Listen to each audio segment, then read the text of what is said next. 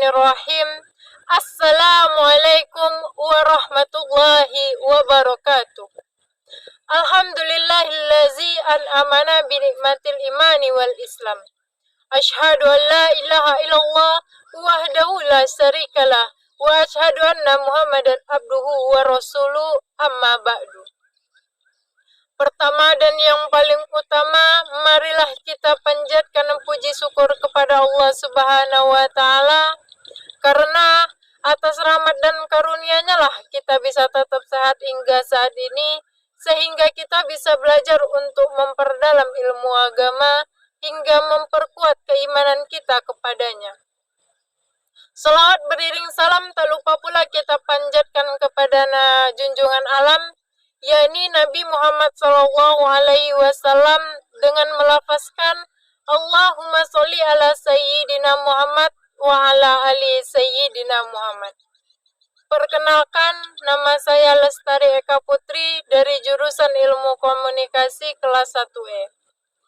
Baiklah, tanpa memperpanjang mukaddimah, langsung saja saya beri judul dakwah saya pada kesempatan kali ini, yaitu rahasia jodoh dan tips mendapatkan pasangan yang taat akan agama.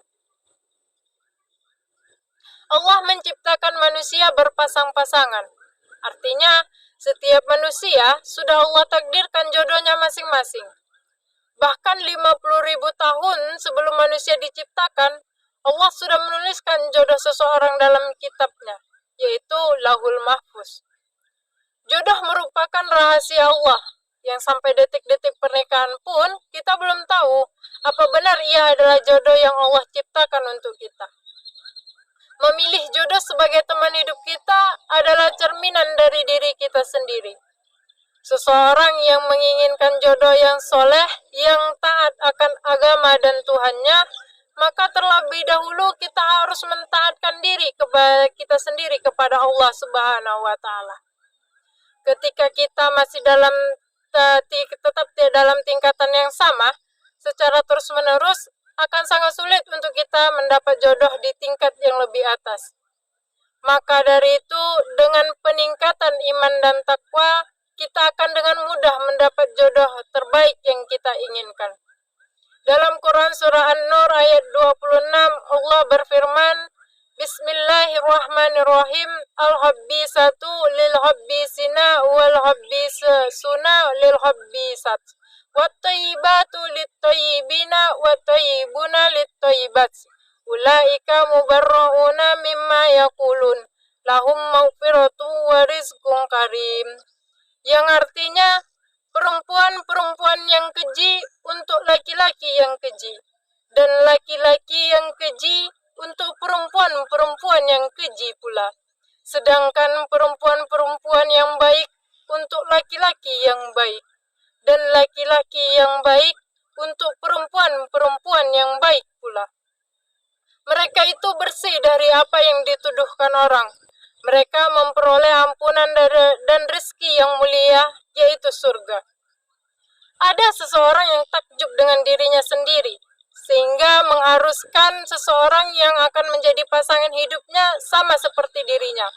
Padahal, pada hakikatnya, ia hanya mencintai bayangan yang ada dalam dirinya sendiri. Atau sebaliknya, orang yang menginginkan pasangan hidup yang ideal, tanpa bercermin apakah ia sudah memantaskan diri untuk mendapatkan seseorang yang ideal. Islam membolehkan seseorang memilih jodohnya berdasarkan kriteria, baik secara fisik, akhlak, harta, ataupun agamanya. Dari Abu Hurairah radhiyallahu anhu, dari Nabi SAW, beliau bersabda, Bismillahirrahmanirrahim. Tungkahul mar'atu lirba'i limaliha walisabiha wa jamaliha walidiniha fazfar bizatid dini taribas yadak. Yang artinya, wanita itu dinikahi karena 4 hal, karena hartanya, karena keturunannya, karena kecantikan, dan karena agamanya. Maka pilihlah karena agamanya. Niscaya kamu akan beruntung. Dari hadis tersebut menjelaskan bahwa walaupun seorang laki-laki atau perempuan memandang kedudukan, harta dan fisik, akan tetapi yang paling penting adalah agamanya. Karena pondasi utama untuk membangun sebuah rumah tangga adalah dengan keimanan dan ketakwaan kepada Allah Subhanahu wa Ta'ala. Terutama untuk seorang laki-laki, karena kelak laki-laki adalah imam bagi seorang perempuan. Jika sebelum menikah seseorang banyak melakukan hal-hal yang bersifat maksiat dan sulit untuk dinasihati, apalagi untuk memperbaiki diri, tidak ada jaminan setelah berumah tangga ia akan menjadi lebih baik. Karena dasar utama dalam membingkai rumah tangga adalah keimanan dan ketakwaan kepada Allah Subhanahu wa Ta'ala. Lalu untuk lebih meyakinkan diri sendiri dalam memilih jodoh, ada beberapa hal yang perlu dipertimbangkan sebelum melangkah ke jenjang pernikahan. Yang pertama, pilihlah seseorang yang mampu memaklumi keadaan kita. Jodoh bermula dari hati ke hati.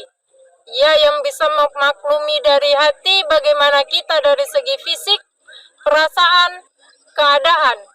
Dan yang terpenting, ia yang mampu menerima kita apa adanya. Kedua, pilihlah yang mampu memaafkan kesalahan kita. Memang sangat sulit untuk mendapatkan pasangan yang baik. Apalagi ia mempunyai sikap pemaaf. Pada dasarnya, manusia mempunyai batas kesabaran yang berbeda-beda. Namun setidaknya ia dapat memaafkan kesalahan kita, sehingga suatu saat ketika kita ada khilafan yang terjadi, ia mampu lapang dada dan memaafkan.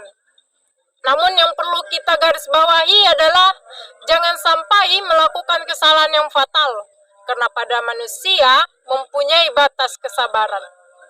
Ketiga, pilihlah yang mampu memotivasi diri kita ke arah yang lebih baik. Dalam hidup tidak selamanya kita ada di posisi di atas. Seperti halnya roda yang berputar, begitu pula dengan kehidupan. Ada waktu ketika hidup di atas, juga ada waktu ketika kita berada di bawah. Yang artinya adalah seorang pasangan yang baik ialah yang selalu memotivasi diri kita, walaupun posisi hidup kita berada di bawah. Karena sejatinya menikah merupakan menyempurnakan separuh agama. Pilihlah seseorang yang berdasarkan agamanya. Untuk seorang laki-laki, carilah seorang istri yang soleha, karena sebaik-baik perhiasan dunia adalah wanita yang soleha. Sungguh beruntung seorang suami yang mendapatkan perhiasan dunia tersebut, yaitu seorang istri yang soleha. Jika dipandang mata menyenangkan, jika diperintah ia mentaatinya, dan menjaga kehormatannya ketika suaminya tidak ada. Rasulullah Shallallahu Alaihi Wasallam bersabda, yang artinya, barang siapa yang Allah beri rezeki wanita soleha, maka sungguh Allah telah menolongnya menyempurnakan separuh agamanya.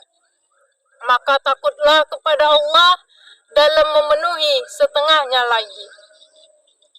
Untuk seorang perempuan, carilah seorang suami yang soleh, karena seorang laki-laki yang soleh, jika ia mencintaimu, maka ia akan memuliakanmu. Dan jika ia tidak mencintaimu, maka ia tidak akan menzolimimu. Walaupun seorang laki-laki ingin mencari wanita yang sempurna, dan wanita pun sama menginginkan laki-laki yang sempurna.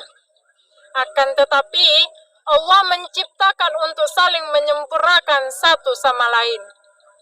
Teruslah berupaya memperbaiki diri sendiri, agar Allah memperbaiki pasangan hidup kita. Jika kita sudah berusaha dan memantaskan diri untuk menjadi lebih baik, maka yakinlah Allah akan memberikan yang terbaik untuk kita. Akhir kata, sampailah saya pada tausiah pada bagian penutup, sebagaimana tidak ada gading yang tidak retak, apa yang disampaikan tadi juga pasti tidak luput dari kesalahan dan kekurangan.